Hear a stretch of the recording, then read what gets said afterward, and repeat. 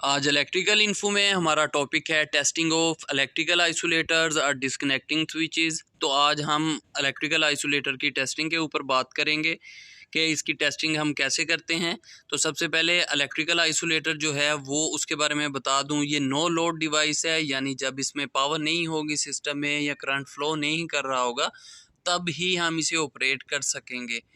और हम क्यों इसे ऑपरेट करेंगे? क्योंकि जब भी हमने मेंटेनेंस वर्क करना है, रिपेयर वर्क करना है, या हमने किसी डैमेज इक्विपमेंट की जगह न्यू इक्विपमेंट जो है री इंस्टॉल करना है, तो उसके लिए हम क्या करेंगे, आइसोलेटर्स को ऑपरेट करेंगे ताकि जो भी इलेक्ट्रिकल पर्सनल है या ऑपरेटर है जो उधर काम कर रहा है तो उसको जो है सेफ्टी प्रोवाइड हो सके और कंप्लीट आइसोलेशन हो जाए हमारे कंप्लीट इलेक्ट्रिकल सिस्टम की या पोर्शन ऑफ इलेक्ट्रिकल सिस्टम की। तो इसलिए हम आइसोलेटर इस्तेमाल करते हैं। तो अब बता दूं कि कौन कौन से जो टेस्ट होते हैं हमें रिक्वायर्ड होते हैं इलेक्ट्रिकल आइसोलेटर के लिए। तो बेसिकली दो मेन इलेक्ट्रिकल आइसोलेटर के टेस्ट होते हैं। एक CRM होता है यानी कंटैक्ट रेजिस्टेंस जो मेजरमेंट होती है, दूसरा है IR टेस्ट यानी इंसुलेशन रेजिस्टेंस टेस्ट। तो पहले मैं बता दूं CRM टेस्ट क्या है।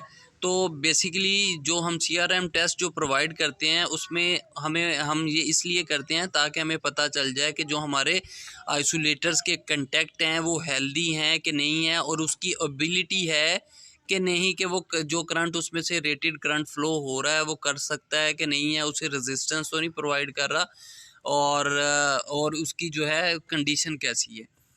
तो जो मैक्सिमम कॉन्टैक्ट रेजिस्टेंस जो होगी हम वेरीफाइड करेंगे, जो हमारे मैन्युफैक्चरर ने हमें दी होगी, उसके साथ हम जो फैट टेस्ट होते हैं उनसे हम चेक कर लेंगे कि कितनी वेरिएशन आ रही है। तो जो इलेक्ट्रिकल जो CRM टेस्ट है आइसोलेटर्स का, वो हम CRM टेस्ट के साथ ऐसे चेक करेंगे कि जो हमारा IEC स्टैंडर्ड है 60694 100 एम्पेयर वाला, वो जो है वो सेटिस्फाइड हो रहा है और उसके थ्रू हम इसकी टेस्टिंग करेंगे। तो अब आ जाते हैं कि जो कंटैक्ट रेजिस्टेंस है वो किस किस चीज़ का कर सकते हैं। तो वो ब्रेकर्स का कर सकते हैं, कंटैक्टर हो गया, रिलेज हो गया, स्विचेस हो गया, और आइसोलेटर और डिस्कनेक्ट स्विचेस का कर सकते हैं।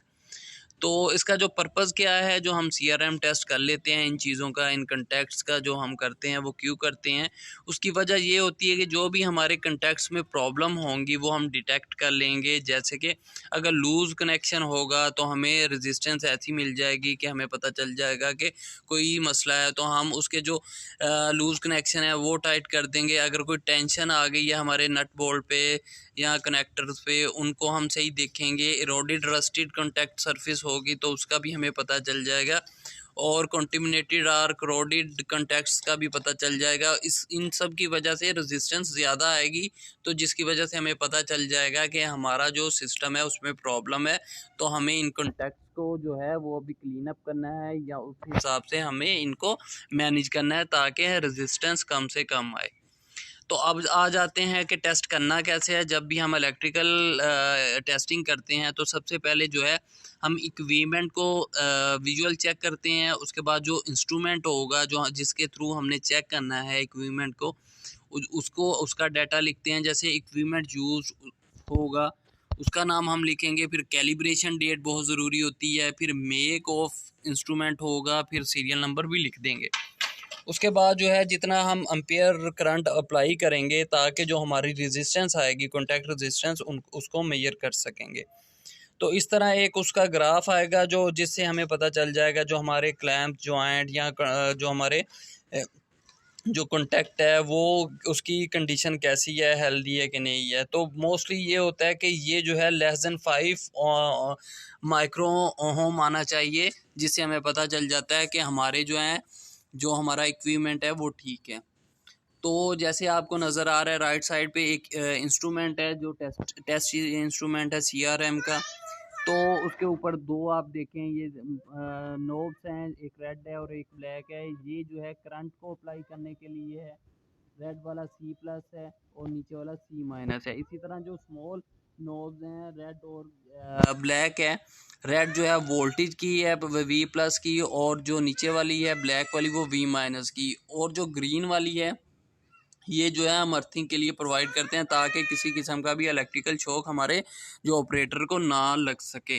तो अब आ जाते हैं ये लेफ़्ट साइड पे, जैसे ये आइसोलेटर है तो आइसोलेटर की ये दो पोस्ट हैं। ये सिंगल ब्रेक टाइप आइसोलेटर है, यानी कि इसमें सिर्फ जो दो पोस्ट हैं और दरमियान में सिर्फ सिंगल जो है हम ब्रेक कर सकते हैं आइसोलेटर के आर्म को। तो दोनों तरफ जो पोस्टें हैं उनके दरमियान में जो हमारे आर्म्स लगे हुए हैं ऊपर मेल और फीमेल, वो हमने क्लोज पोजीशन में इधर दिखाए हुए हैं, जिनको रेड कलर में हमने दिखाया है। जब ये क्लोज पोजीशन में होंगे हम क्या करेंगे, एक एक तरफ से ये जो रेड C+ है वो लेके हम एक तरफ कॉन्टेक्ट पे लगा देंगे, फिर एक रेड जो है वोल्टेज की, जो वोल्टेज ड्रॉप की होगी वो भी उसी साइड पे लगा देंगे। फिर दो ब्लैक जो हैं C- और V-, ये एक साइड पे लगा के और अर्थिंग को हम मेन अर्थिंग से कनेक्ट कर देंगे और 100 एम्पेयर मीटर से अप्लाई कर देंगे। फिर जितना भी रेजिस्टेंस होगी कंटेक्ट की वो हमें मिल जाएगी ये डिजिटल डिस्प्ले के थ्रू, ठीक है, जिससे हमें पता चल जाएगा कि हमारा कंटेक्ट रेजिस्टेंस कितनी है। तो आप इधर से भी देख सकते हैं, जैसे ये आइसोलेटर है, ये डबल ब्रेक आइसोलेटर्स है, ठीक है। तो उसके एक तरफ जो है हमने रेड वाली दोनों प्रोब लगा दी हैं और दूसरी तरफ ब्लैक वाली लगा दी हैं और इनको क्लोज पोजीशन में है। और जो अर्थिंग है वो हमने उसके मेन अर्थिंग के साथ लगा दी है, जिसकी वजह से हमने क्या करना है, अपने 100 एम्पेयर आप अप्लाई कर सकते हैं या 200 एम्पेयर, जैसा कि हमें स्पेसिफाई किया गया होगा मैन्युफैक्चरर ने। तो अगर हम 100 एम्पेयर अप्लाई करेंगे तो जितना रेजिस्टेंस आएगी वो हमें आ जाएगी और ये ओम लॉ के थ्रू आएगी। और ये रेजिस्टेंस जो है हम नोट डाउन कर लेंगे और हमें पता चल जाएगा कि कंटैक्ट रेजिस्टेंस ठीक है, अच्छी कंडीशन में है कि नहीं हमारे कंटैक्ट, या हमें इनको चेंज करना पड़ेगा।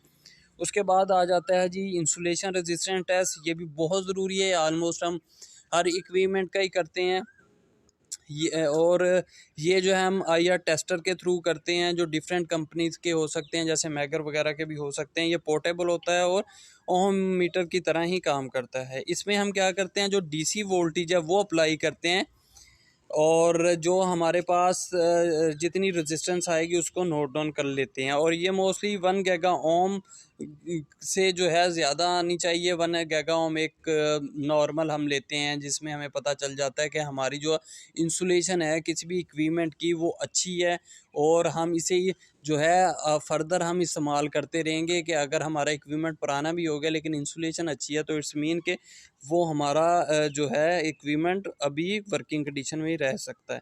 तो इसका भी सेम प्रोसीजर है। हम पहले जो हमारा इंस्ट्रूमेंट यूज़ कर रहे हैं उसका नाम लिखेंगे, उसकी कैलिब्रेशन डेट लिखेंगे, मेक और उसका सीरियल नंबर लिखेंगे।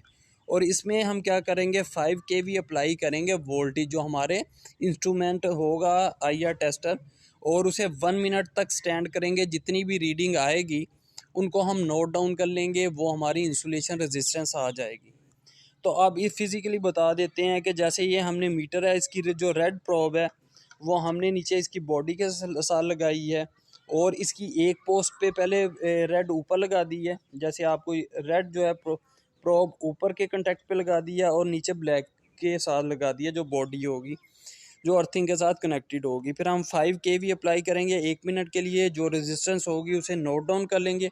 इसी तरह बाकियों के साथ भी हम कर लेंगे। जैसे ये हमारा मूवेबल कंटेक्ट है तो इसके साथ भी हम जो है 5 kV अप्लाई करके अब 1 मिनट के लिए अपनी जो वैल्यू स्टे करेंगे और इसकी रेजिस्टेंस लिख लेंगे। इसी तरह थर्ड जो हमारा होगा पोस्ट होगी उसके ऊपर भी ऐसे ही करेंगे आइसोलेटर्स की। और उसके बाद अगर आपने करना है तो क्लोज करके भी आप इसकी रेजिस्टेंस इंसुलेशन रेजिस्टेंस ले सकते हैं। जैसे अभी ये मैंने क्लोज कर दी हैं इसके, जैसे इसमें जो है क्लोज नहीं किए, ओपन है तो हमने बारी बारी ले लिया। इसमें हम क्लोज करके इकट्ठा भी ले सकते हैं, तो हमें एक एवरेज वैल्यू आ जाएगी कि हमारी इंसुलेशन कितनी है, ठीक है। तो इस तरह इन जो CRM टेस्ट है वो कॉन्टैक्ट रेजिस्टेंस मेजरमेंट कर लेगा और उसके बाद जो IR टेस्ट है उससे हमारी इंसुलेशन पता चल जाएगी कि हमारा इक्विपमेंट कहीं से ब्रेक तो नहीं है और उस पर कोई वाटर वगैरह तो नहीं है या कॉन्टेमिनेटेड नहीं है, कोई सॉल्ट वगैरह तो नहीं पैदा होगी हमारे जो पोर्सिलिन बॉडी है। तो इस वजह से हमें पता चल जाएगा कि अगर हमारी रेजिस्टेंस ज़्यादा से ज़्यादा आई 1 यानी 1 गीगा ओम आई या इससे ज़्यादा है तो इट्स मीन हमारा इंसुलेशन रेजिस्टेंस ठीक है। और अगर ये जो है CRM और IR टेस्ट ठीक आ गए तो इट्स मीन हमारा आइसोलेटर जो है बहुत अच्छा है और इसे हम आगे भी यूज़ कर सकते हैं। तो होप आपको पता चल गया होगा कि जो हमारी आइसोलेटर की टेस्टिंग है वो कौन कौन सी है और कैसे परफॉर्म करनी है और इससे हमें क्या फ़ायदा है।